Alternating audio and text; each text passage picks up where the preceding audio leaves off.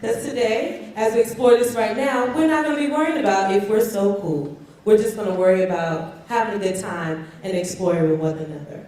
I'm going to give you a little sample of some Vodou ceremonial music. This is a Yamalu rhythm, and I'll sing to you 2 ceremonial songs.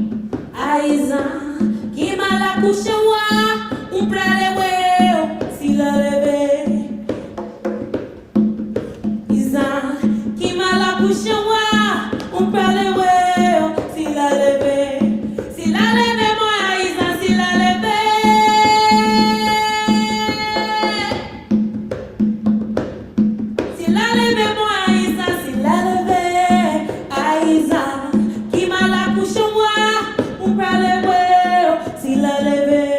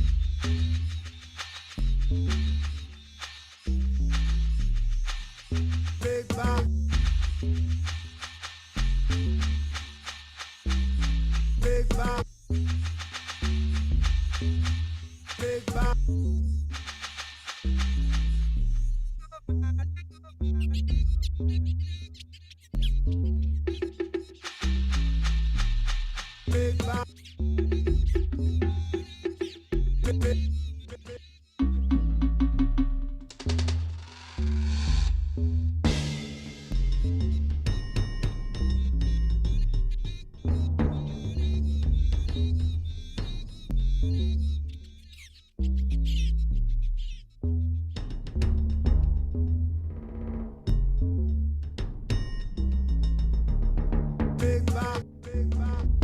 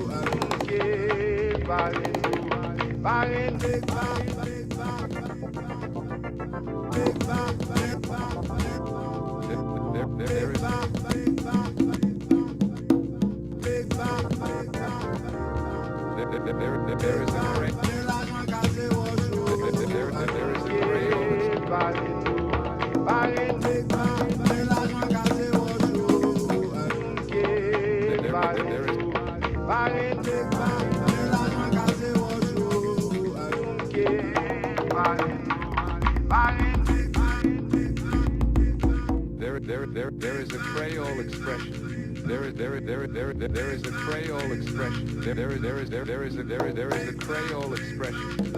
To walk together. Where life is hard, people depend upon and help each other. Haiti amalgamated different tribes in a common religion known as Vodou, so that man may. There is a Creole expression. There is a Creole expression. There is a Creole expression. To walk together. Where life is hard, people depend upon and help each other. Haiti amalgamated different tribes in a common religion known as Vodou, so that man may pray together to praise the same moral principles and together reaffirm them. Haiti amalgamated different tribes in a common religion known as Vodou, so that man may pray together to praise the same moral principles.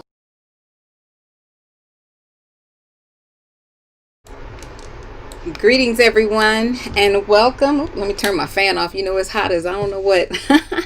Greetings, everyone. Welcome to From Benin to the Bay 2022. My name is Tracy Brown, and I am the curator and organizer and of From Benin to the Bay, as well as the director of Bridges Diasporic Arts.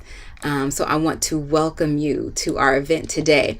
This is the second event in the From Benin to the Bay series this year. We started with a powerhouse event with the Queen Mother celebrating the event at Bois Caiman, as well as the International Day of the Abolition, international celebration of the Day of Abolition of Slavery, or of slavery and its abolition. So long story short, we started with a very good event, as well as a presentation of Shim Sham to the Motherland by Sister Tracy Bartlow and Latanya Tigner. But tonight we also have an extra special treat for you for this second event. Before I get started telling you about that, let me tell you a little bit about me. Again, I'm the curator and organizer of this event. I am a artivist, which is an artistic activist, as well as a public presenter and educator. I teach for the Center for Artistic Activism and also independent workshops in community. And one of the things that I always like to do is start anything that I'm doing, whether I do it publicly with everyone as I'm doing now, or whether I do it silently in my heart. I like to start by thanking the Most High.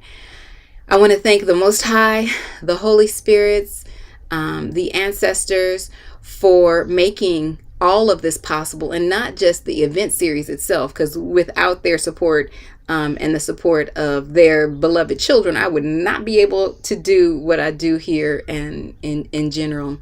But I want to thank them for making all of this possible, not just the event, but also the information that we're going to learn about today, because we know that it is definitely sent from those who are in the broader realm. I also want to thank our event sponsors. Our primary sponsor this year is ACTA, which is the Alliance for California Traditional Arts. We sincerely thank you for your support.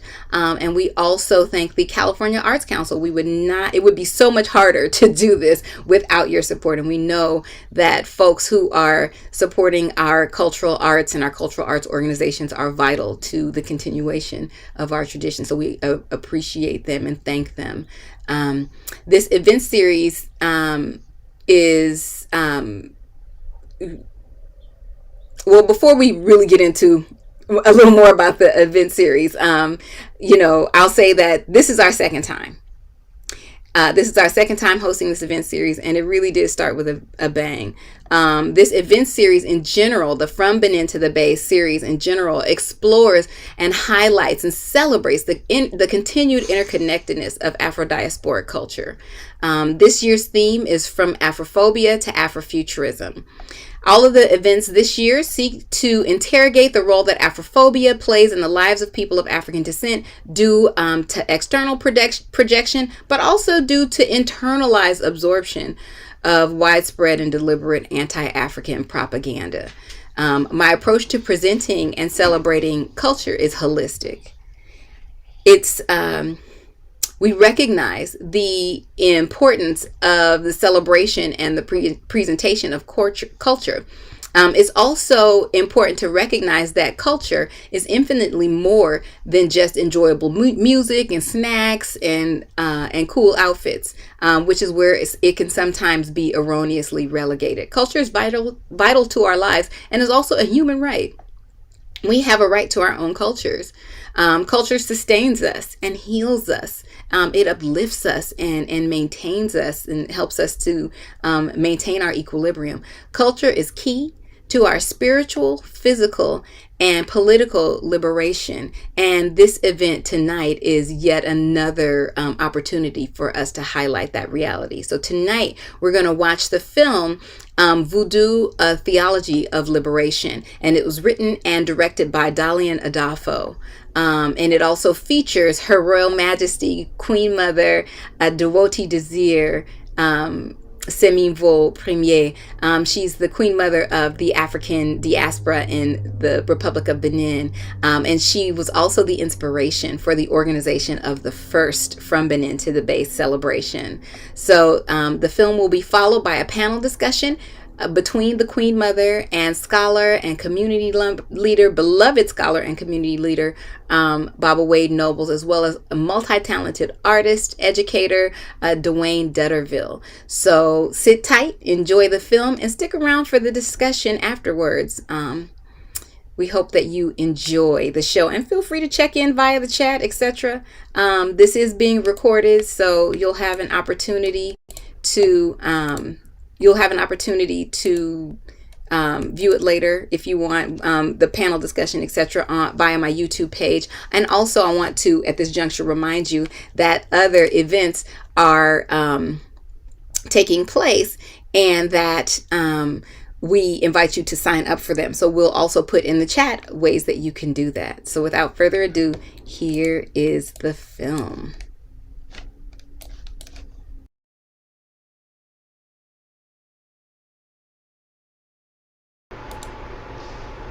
All right.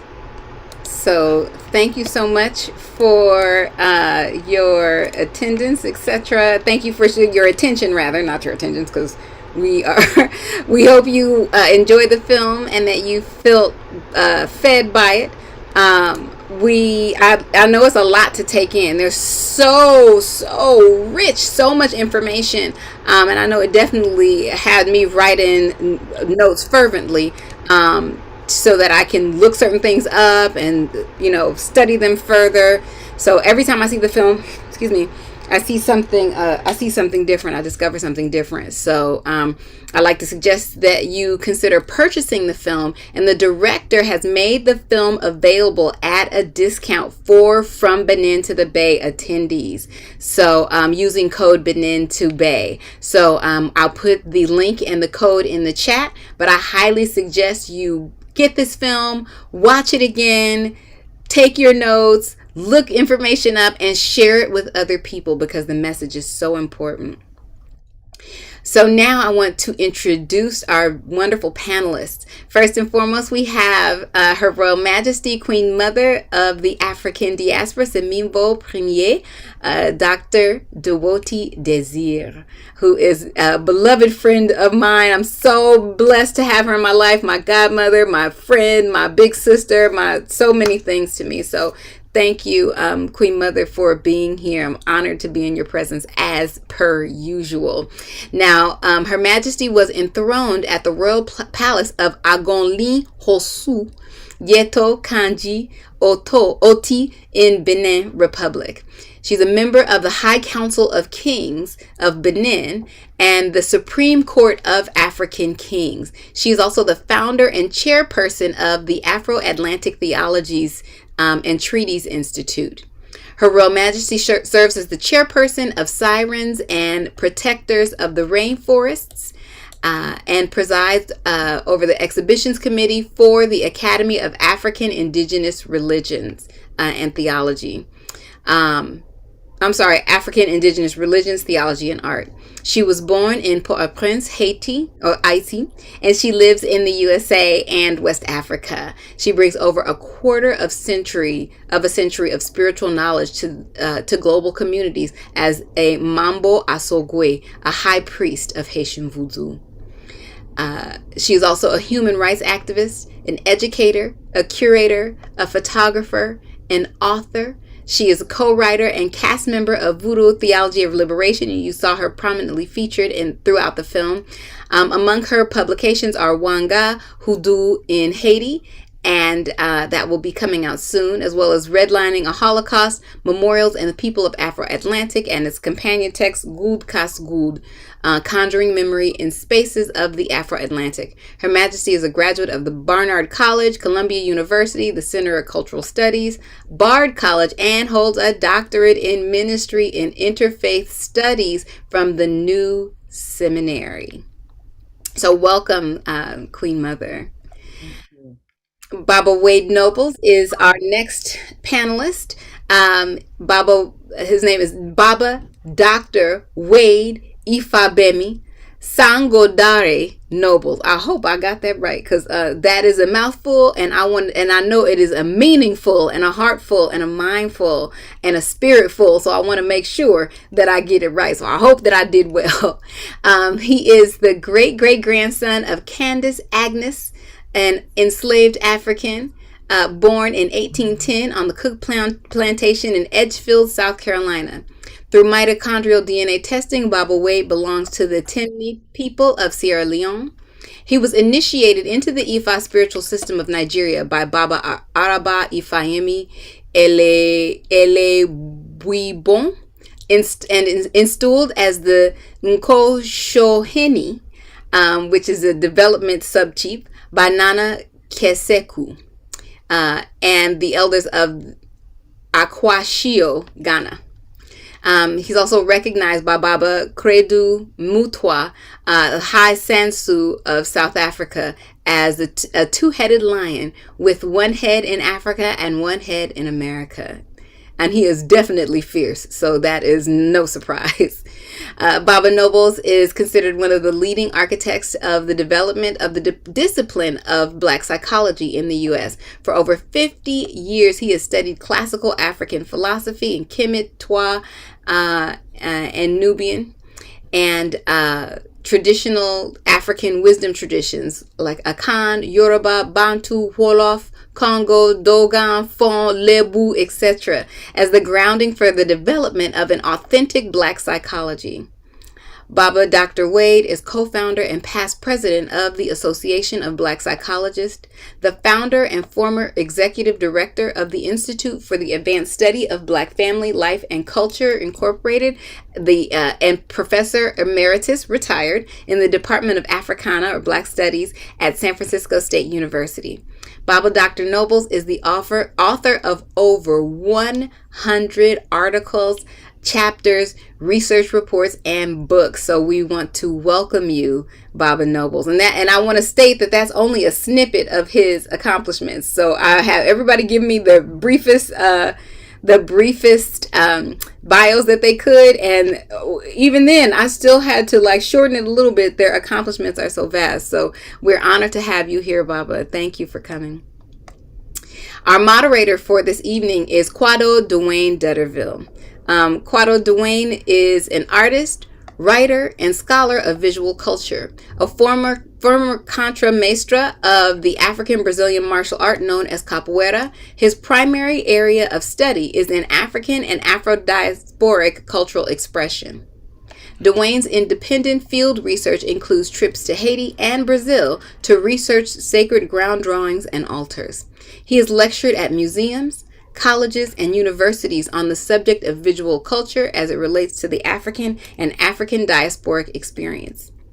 As the co-founder of the Sankofa Cultural Institute, Quado produced 3 symposiums on the history and aesthetics of jazz. He co-authored the book titled Black Artists in Oakland that was published by Arcadia in 2007 and was an alumni columnist for the San Francisco Museum of Modern Art's online publication called Open Space. His visual art practice is focused on drawings that address the intersection between symbols and ritual in African diasporic religions. His artwork has been shown both domestically and abroad.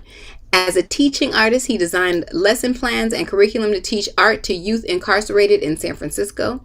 And Duane also received his BFA and MA in Visual and Cultural Studies from the California College of the Arts in San Francisco, California. He received the Visual and Critical Studies Department Alumni Award and was the second scholar to receive the honor. He is currently a lecture faculty for San Francisco State's Africana Studies Department. So without further ado, I'm going to leave it to our moderator and our presenters.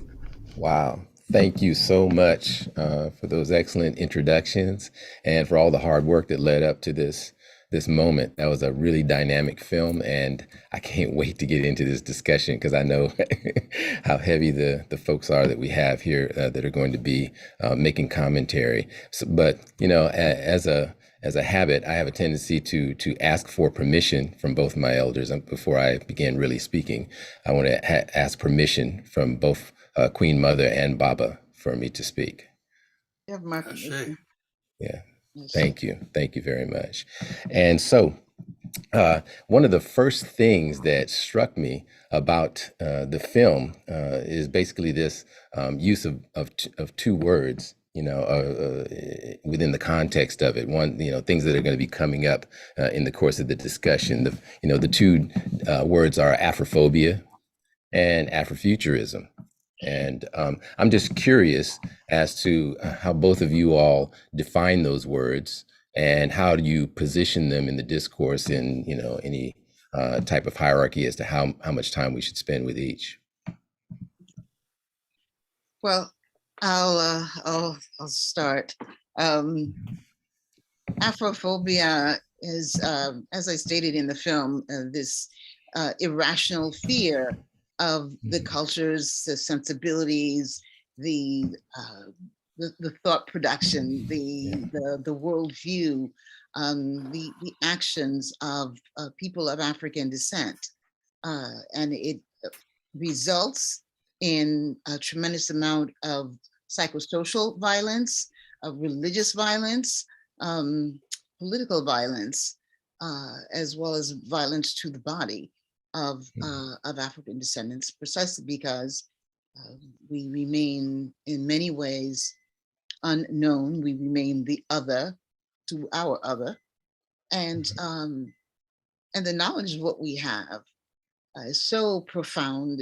It's so beyond the imagination of those who have historically oppressed us, that there was a need to restrain us. And of course, many of the laws of our lands is a manifestation of Afrophobia.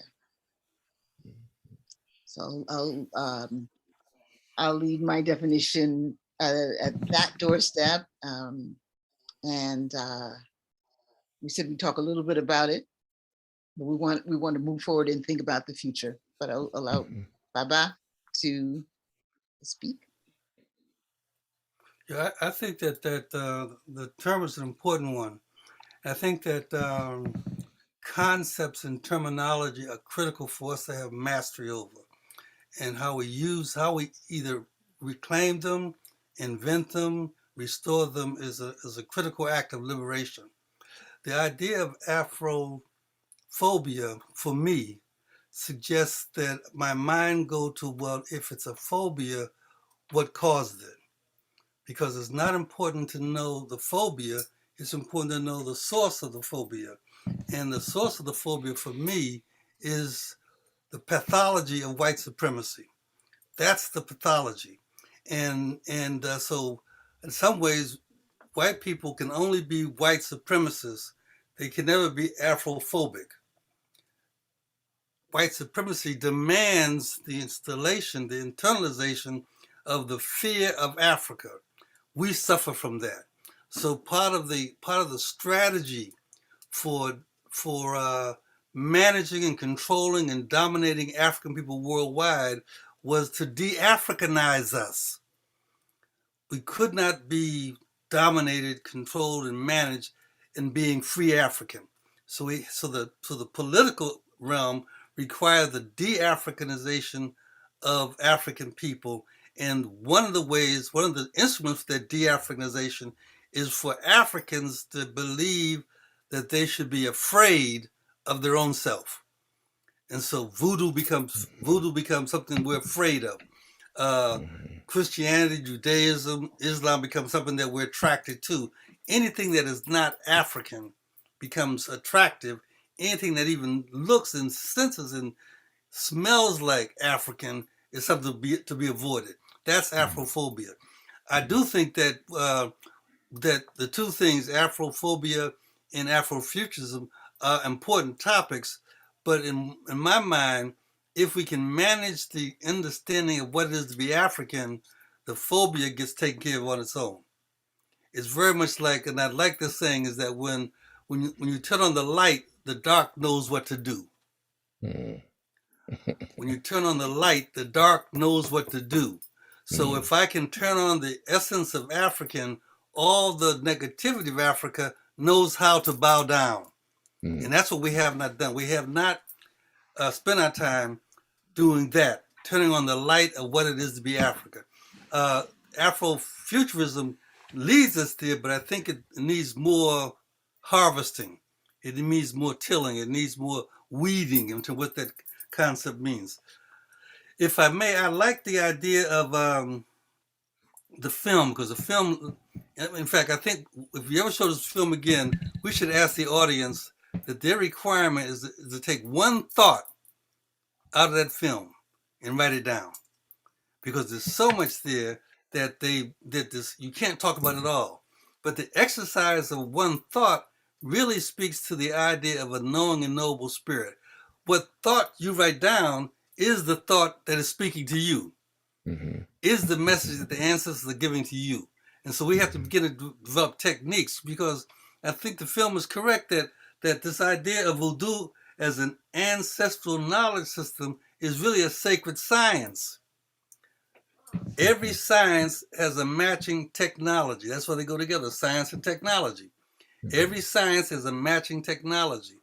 And so the flying to the moon or flying to the moon was based on science, but there was technology in the form of mathematics that allowed that to happen. So I think we should talk about, and so for me, if I'll stop with this, for me, what spoke to me and what I wrote down is that the disconnecting of Africa from its source of power. The disconnecting of Africans from the source of power. Now, what is power? If we've been disconnected from it, we didn't know what it is. What is power? And in my work, I've always argued and wrote that power is the ability to define reality and to have other people respond to your definition as if it were their own. Now, back up. If I've been disconnected from the source of my power, it means I've been disconnected from my ability to have the authority to define reality. And if we have the authority to define reality, then we recast what is voodoo as a science. Not no pagan religion, not no pagan mysticism. It is, in fact, a science. So that's what I want to hold. That's the sort of prescription I've written down on my notes, because there's a whole encyclopedia of information in that one film. But the prescription, like in your own experience, when you get sick, the doctor writes the prescription for you to take to the pharmacy.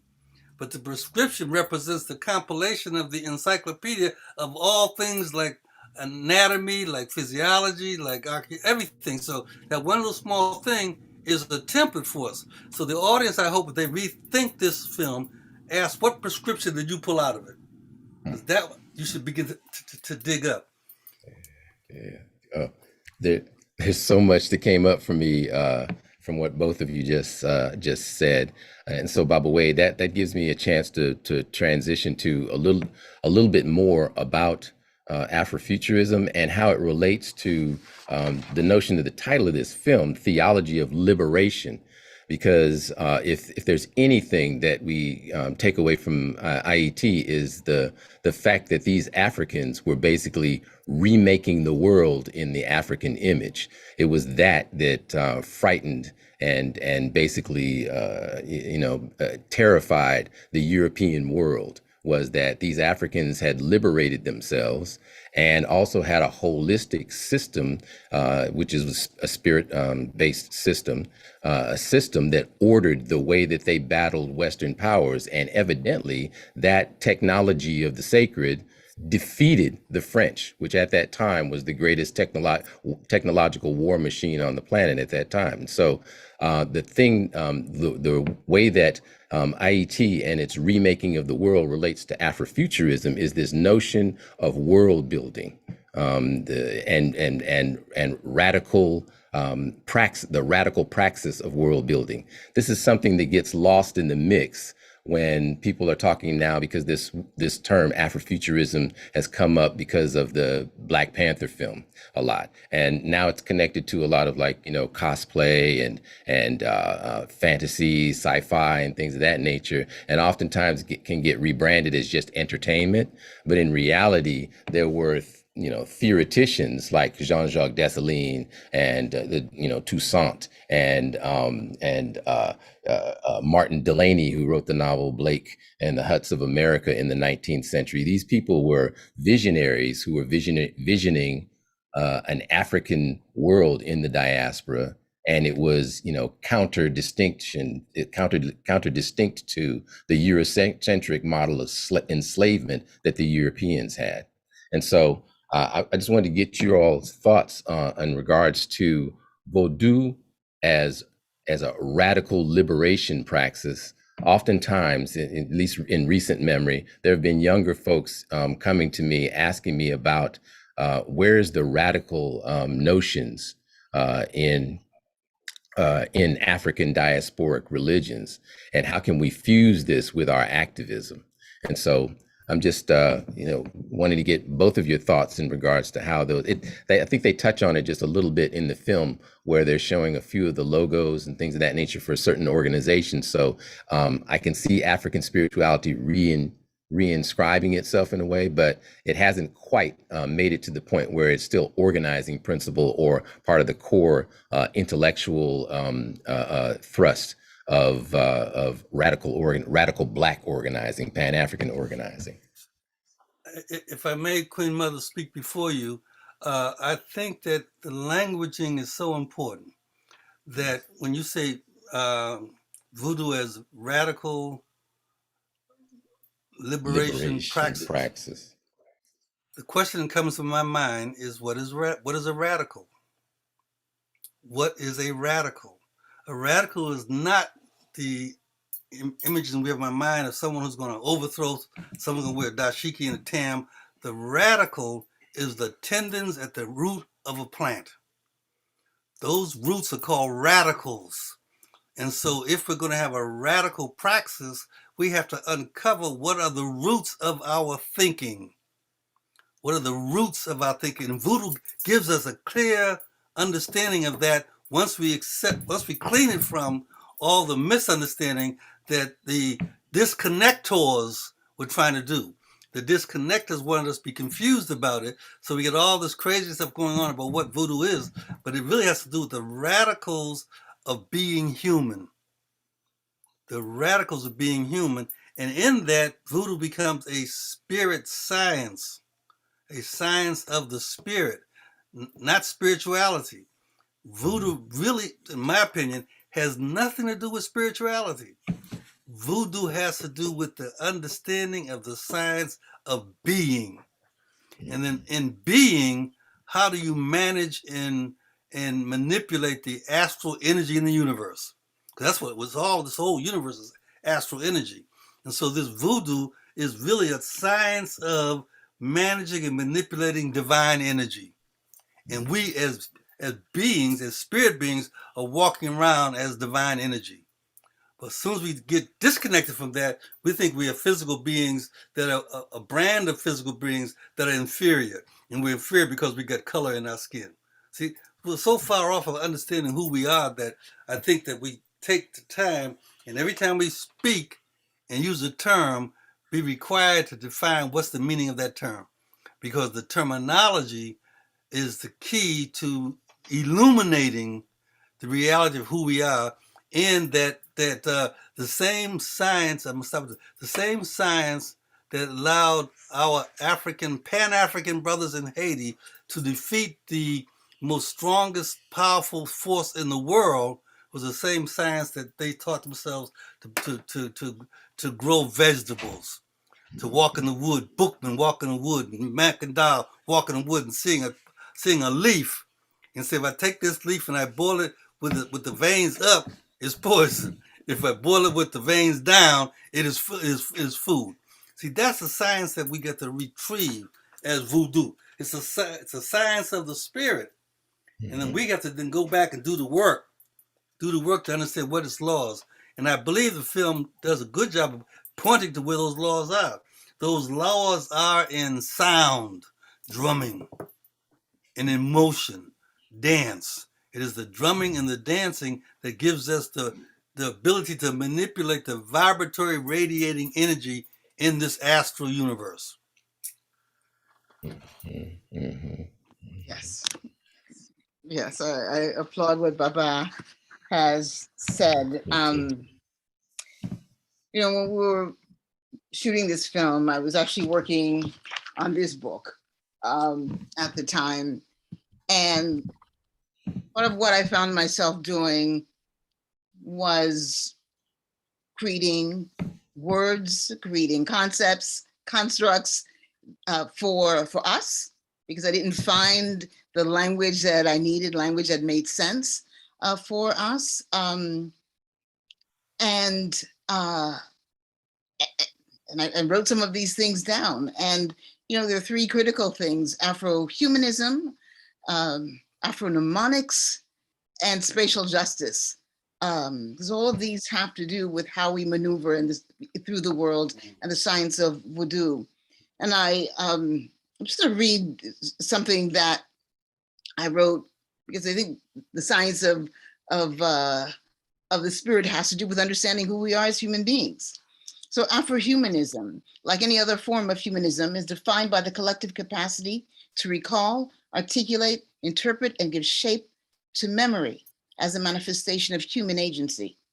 Afrohumanism is integrated with collective engagement and factors in the life and experiences of humans no longer sharing the same physical plane as themselves. In the African worldview, agency is derived from the blocks of ancestral knowledge and their collective past experiences. Alternatively, the basis of understanding and wisdom grows in the spiritual realm, so long as practitioners delve further into the past, build bridges of solidarity, seen and unseen, and continue to analyze and document lived experience. In other words, part of what it means to be human means staying connected to the energies of the past, staying connected to power at its source, power coming from the cosmos, because this is where we came from. This is what is within us. The power of the Vodou, and the Vodou is being manifestations of different kinds of science, pharmacology, ethnobotany, astronomy, physics, chemistry. All of that is Vodou. It is a sacred science in that sense, but it's also principles of organization and social structure. It is about how we come together, conscious of the spaces that we occupy, the invisible ones as well as the visible ones, and make it so that we can accommodate, that we hold space for everyone, that there is justice in that space, justice as in there's equilibrium, there is harmony. You know, enslavement is this. I describe enslavement, or define enslavement as a situation in which our social spaces, which include how we think, how we act, how we sing, how we eat, how we buy, how we purchase, all the things that define culture and our movements in societies, when that gets taken away, when that gets constrained in such a way as you are essentially deflated, and all that deflated energy, on the other hand, gets catapulted towards uplifting and expanding the spaces of our oppressors. That's how and where we remain enslaved. And being aware of the movement of these energies, the nature of power, its dynamics, is something that, you know, we've got to be acutely aware of. We need to be mindful of it now, so that we understand the nows that are yet to come, the nows that are yet to come, the future, that we maintain and hold space for those who are yet unborn. So Afrofuturism it's constantly about being aware of the next steps, you know, of our growth, of our evolution, and how that is going to manifest itself in all forms. You know, yes, we start at the root of something, but then it grows, it branches out, and the branches are reflective of what is at the roots. The leaves are reflective of the branches, which is reflective of what exists at the roots. So the sort of fractal, sacred mathematical component to understanding life, to understanding space, again, informs how we move through it. And if we are unaware of that, if we are afraid of that, the phobia is internalized, our Afrophobia is internalized, then there will be no future for us. I don't think that's a radical thing. Maybe it was radical for the Europeans who wanted to oppress us, but it wasn't a radical thing for Africans, because Vodou is about life. It is about life, point back. And by any means necessary, we have to make it happen. Yeah. Well, probably Vodou being about life was also what will frighten an anti-life force, such as European colonialism. So that was their fear, is that this thing would basically stop them at the door of all these atrocities that they were committing and about to commit.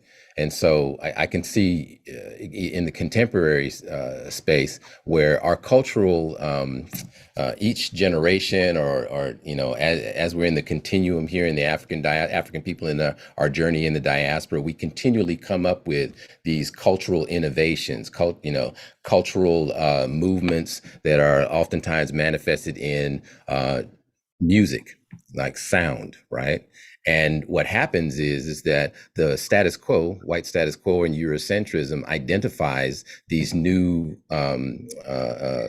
creations and then tries to rebrand them or to devalue them by them taking control of definition. And so I'm chiming in on Baba Wade's notion of what power is and how things get redefined. They know they can't stop us from creating, but what they can do is vandalize that momentum with redefining things, and in that way take power away from us. In the context of the film, there's this beautiful segment. You just mentioned it, Baba Wade, a moment ago, about sound.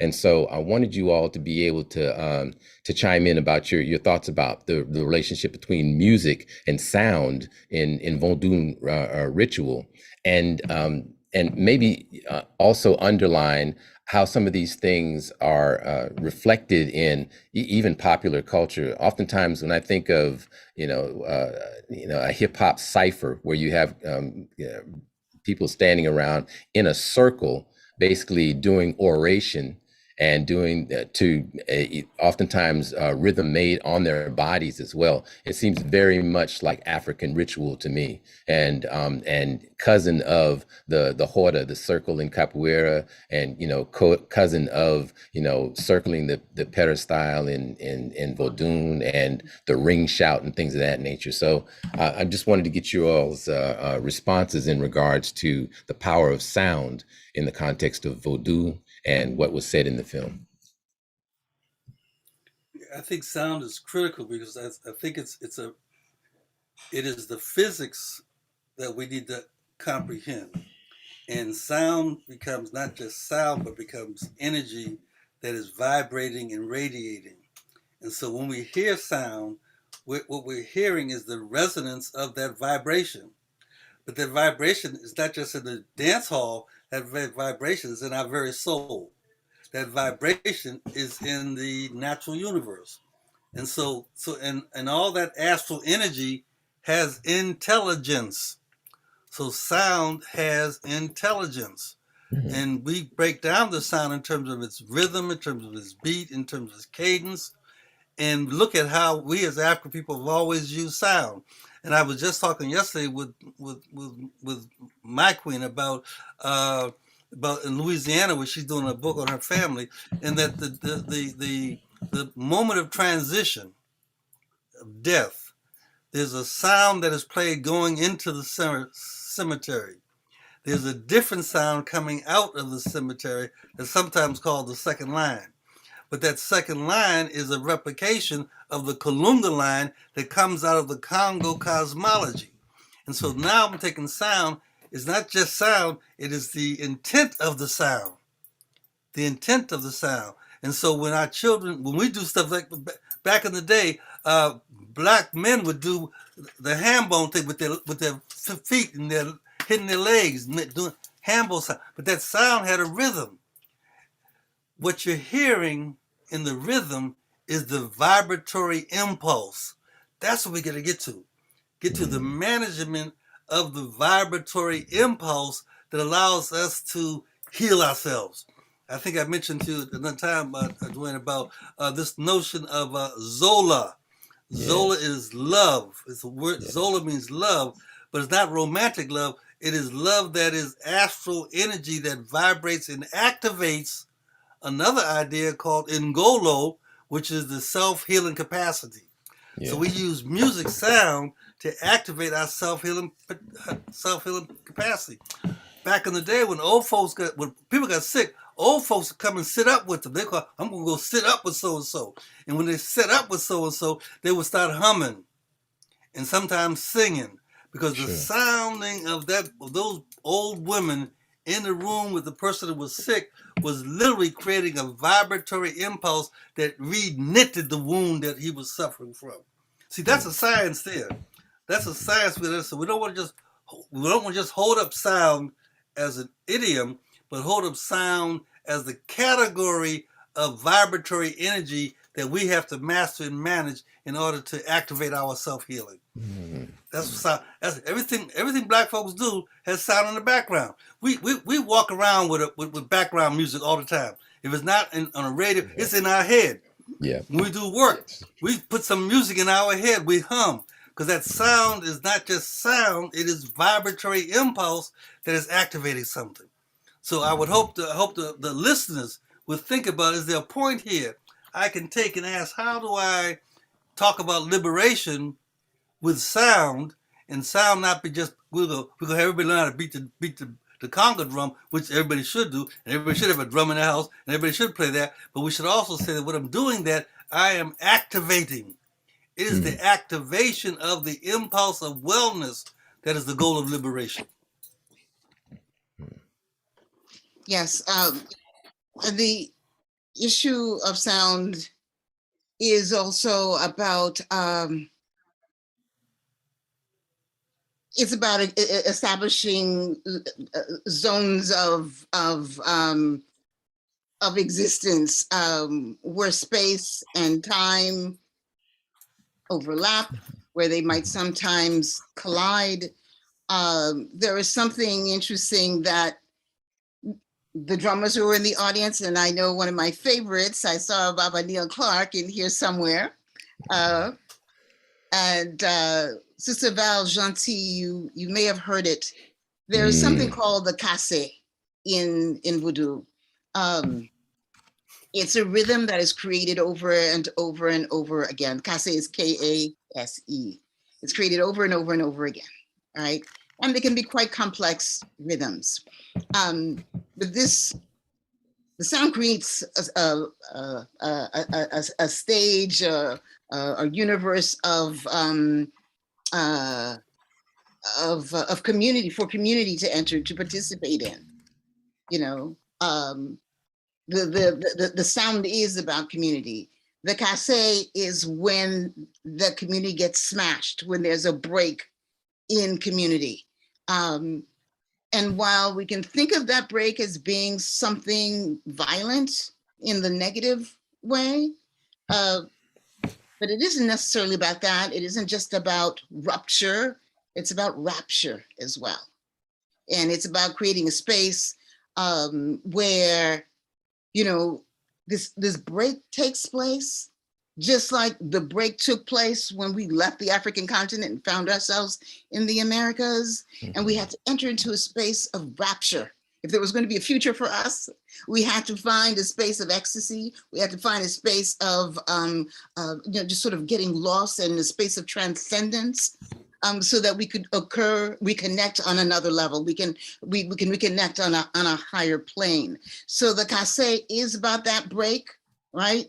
And that's when we fall into this kind of trance-like state. We enter into states of possession. But that's also the space where we come back together again, where we find our humanity, where we are reconnected. And the sort of the geometric sounds of Vodou, which is, you know, there's so many rhythms, they're multi-layered, multi-tiered when it comes to music. which again, each rhythm represents a different aspect of a different luak.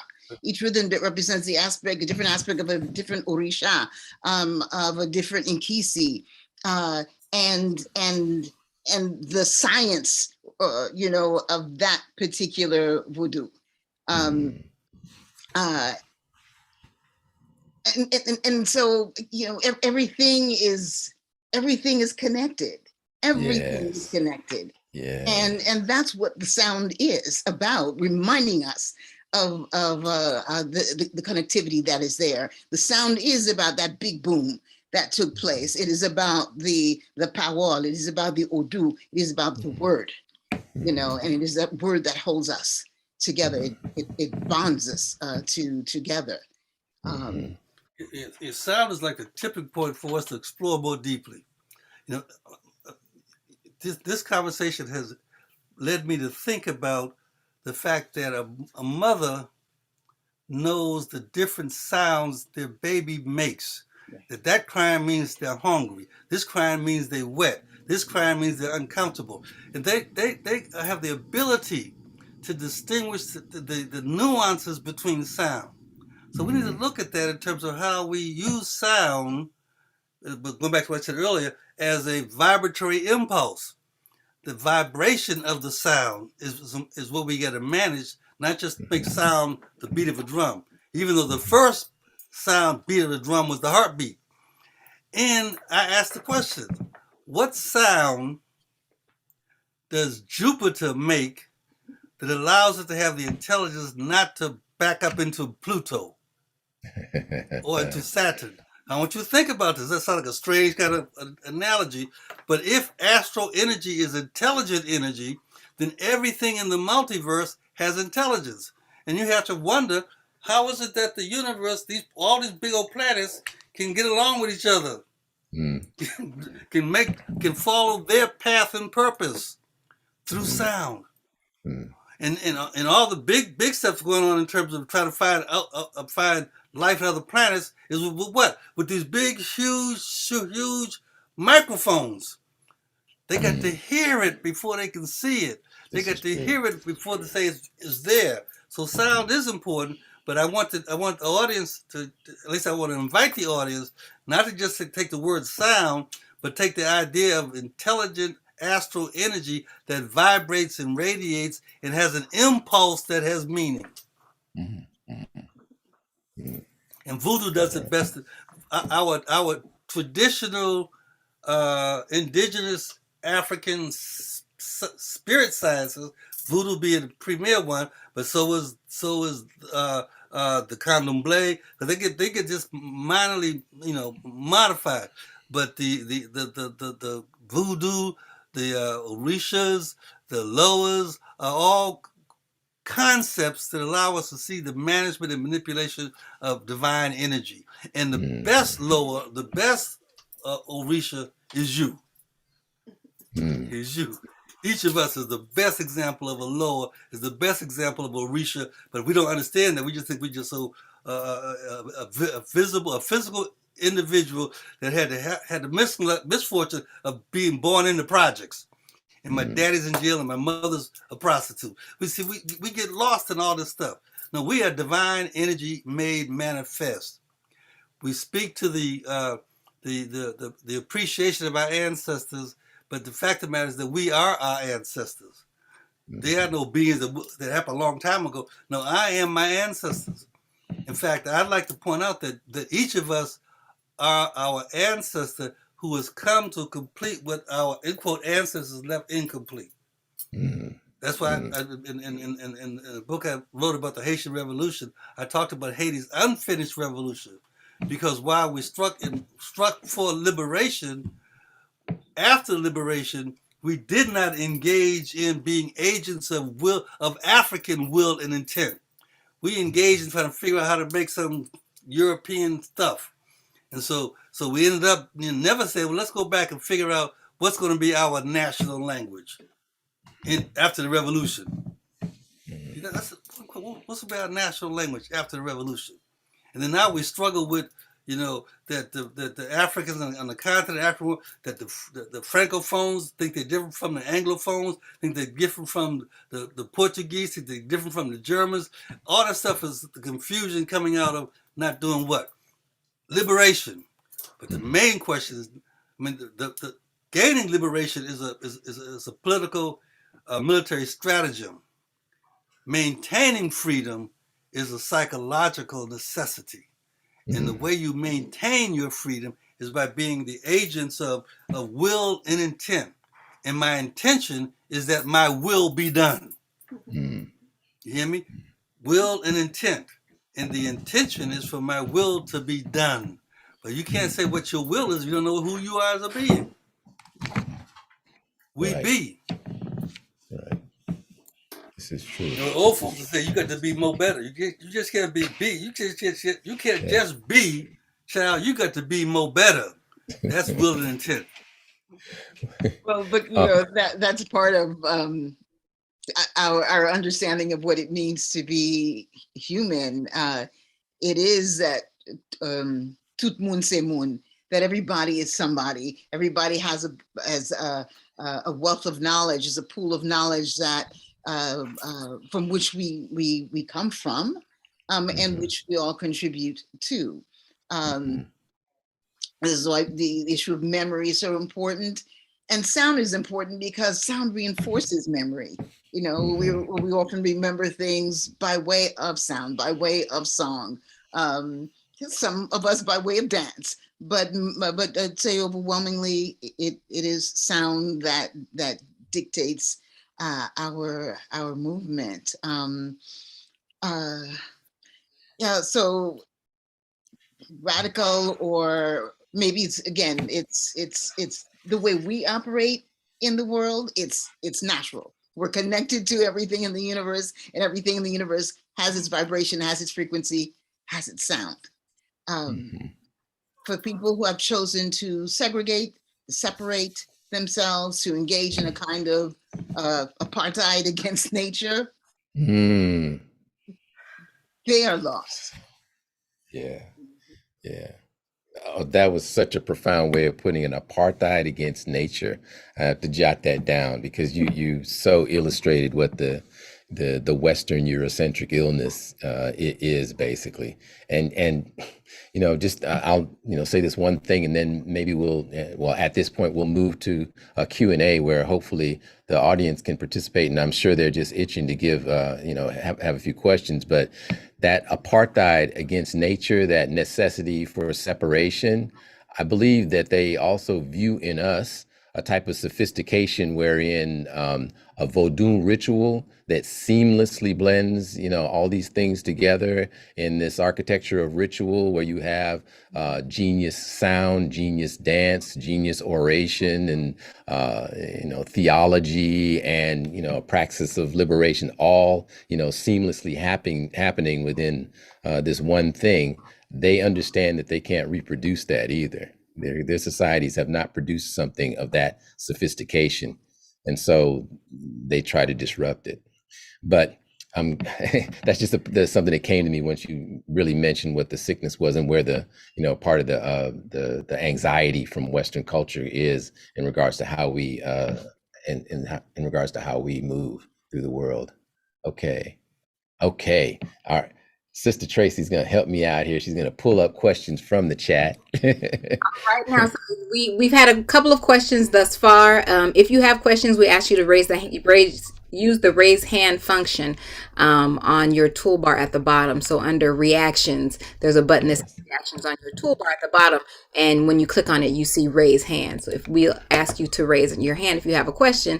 The first question that was placed in the chat was about the book that the Queen Mother read from earlier. There was a question about which book was it? Because we've written quite a few. I'll hold that for you. It's my book called Wash, Casse, Wash, Redlining a Holocaust, Memorials, and the People of the Afro-Atlantic. Wash, Casse, Wash means,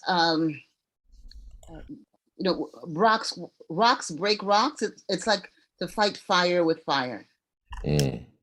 And so the fire of erasing our memories of, the Holocaust, of erasure of our memory and our sense of self, has to be countered with, um, whether it's memorials, whether it's music, whether it's dance, whether it's our epistemologies, that has to be recreated, reinvented, produced, disseminated, integrated into everything that we Sure. do. And we have to be able to see its manifestations, wherever it is, however it is, without prejudice,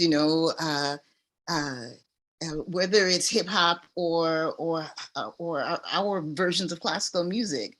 We've got to understand that this is an African worldview, um, and uh, and that we keep reproducing and recreating and changing things up. We are in a constant state of reinvention, constant state of evolution, and this is about understanding the nature of the future.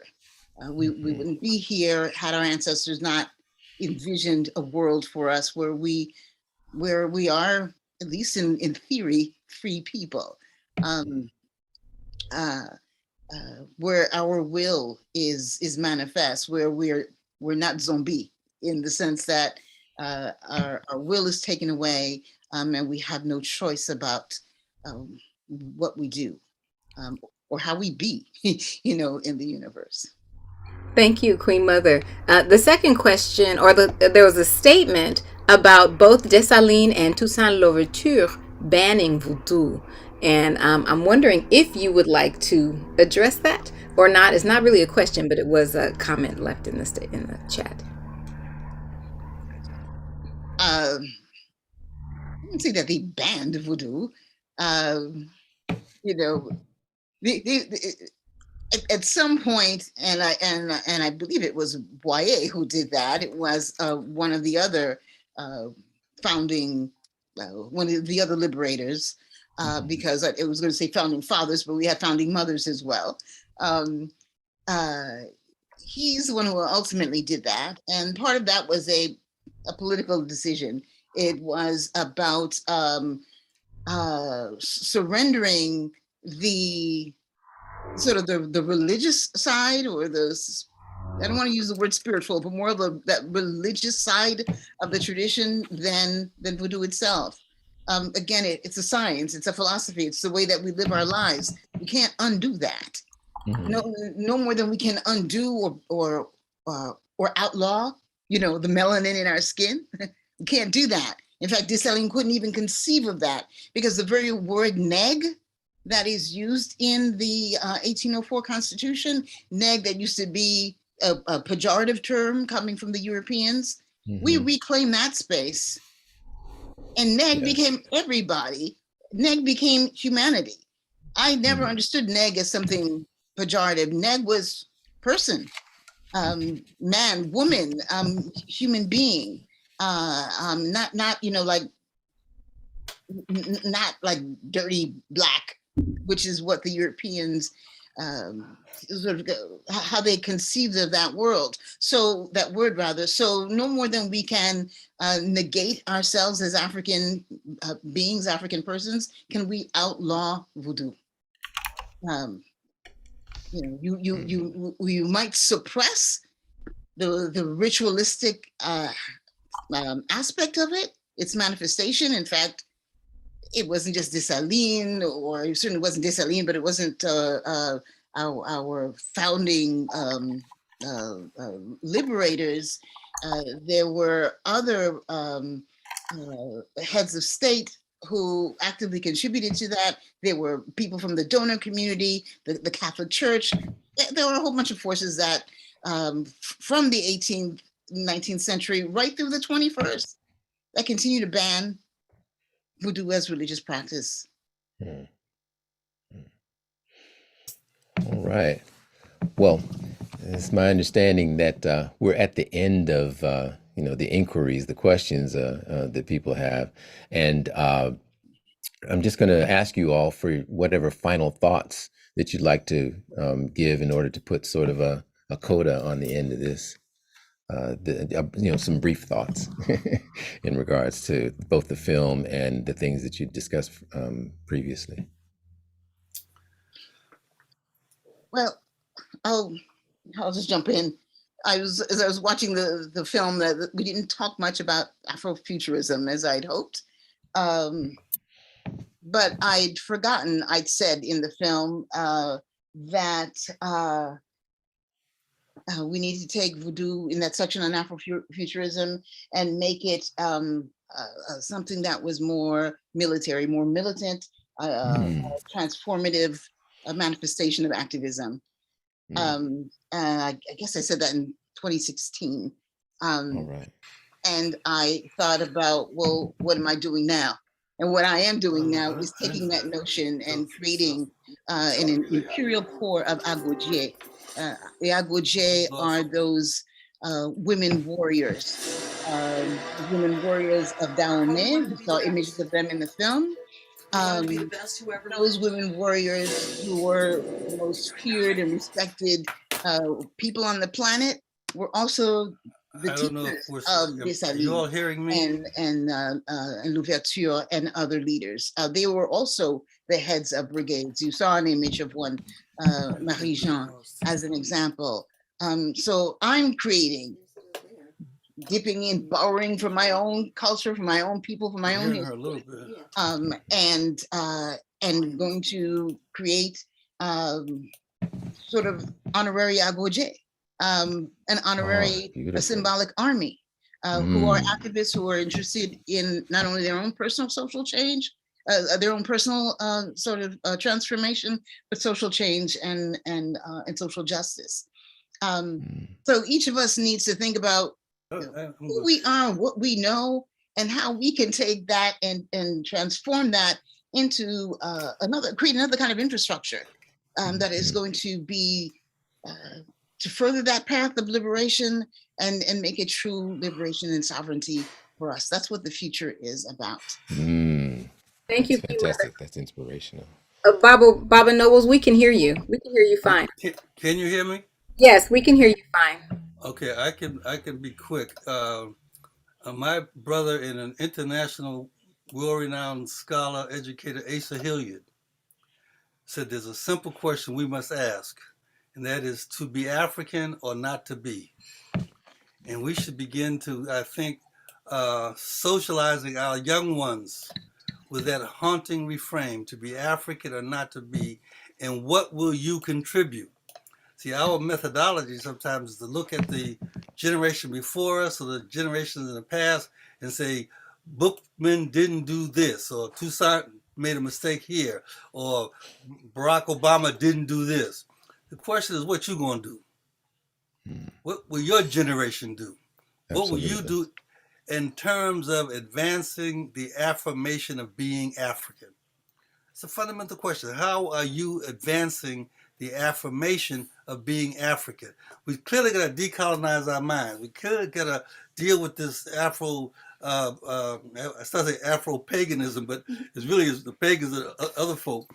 But we really have to begin to talk about there's a dual reality, decolonizing our minds and affirming being African. They go hand in hand. And if we don't do both, we end up thinking that we are the what do you call it, the newfound deliverers of African people. So every generation think they discover something. Black Lives Matter is the birth child of the civil rights movement. And the civil rights movement is the birth child of the Harlem Renaissance. And you can go all the way back to ancient Kemet. And those first six, the 25th dynasty was the birth child of the first six dynasties. It was a continuation, but each generation has to decide, what are you going to contribute? We make a contribution. Each of us are required to, we come from heaven, literally. Yeah. We come from the invisible realm to make a contribution. Yes. And the genius is figuring out what is the talent and skills that you have that will allow you to make a contribution. And the ultimate thing is that you answer the question, are you going to be? And if you be, you have to be African or not to be. Be African or not to be. Yes. Well, we Thank you so much. thank you so much for the panel. Thank you so much, moderator and panelists. It was so rich. And people have been showering appreciation in the chat. We hope that you enjoyed presenting because we sure enough enjoyed hearing you. Um, and we look forward to seeing all that you do and all that you continue to do. So thank you again. Uh, we want to ask that I want to let everybody know that the events for From Benin to the Bay are complimentary. So the majority of the events are free. And in exchange, we ask you to do us one simple favor is fill out the event survey. So I'm putting the link in the chat for the survey. If you could please fill out the event survey and let us know how you felt about the events, etc., etc. It's very brief. It shouldn't take you more than 4 minutes. Also, I put links in the chat to where you can get more information about the panelists, as well as to purchase their books and just keep abreast of what they're doing, and they are doing a lot. So you'll find those links in the chat as well. I also placed a link in the chat that will allow you to purchase the film using a discount code Benin to Bay, as well as a link that will allow you to purchase tickets or register for tickets for the rest of the events. We have 2 more From Benin to the Bay events coming up. We have this weekend a 2-day Vodou workshop called From Vodou to the World, and that is facilitated by Her Majesty the Queen Mother. She has some wonderful special All guests right. appearing with her. And it's from 10 to 1 on both this Saturday and Sunday. And there's still space for participants. Also, we have a event called The Wisdom of the Drum, featuring legendary musicians Baba Val Sarant and Baba Takuma King. So they definitely showered us with some beautiful knowledge, and they're going to be and you'll have an opportunity to learn so much about the movement of drumming from the continent out to the diaspora. So we hope that you will register for that event there. And the last link that I will share with you is a link to the YouTube page where you can see all of the event recordings. So please remember that there are various events. The majority of them, with the exception of the Vodou workshop, are going to be recorded and will be presented online. So watch them again, study them, share them, because we want to make sure that this knowledge keeps going and keep growing. So again, I thank you for coming. Thank the panelists, and we look forward to seeing you at future events. Have a beautiful evening. Thank you, Sister Tracy. Thank you, Brother Detterville and Baba Noble. Thank you both, Baba Nobles, of course, Queen Mother. possible without you.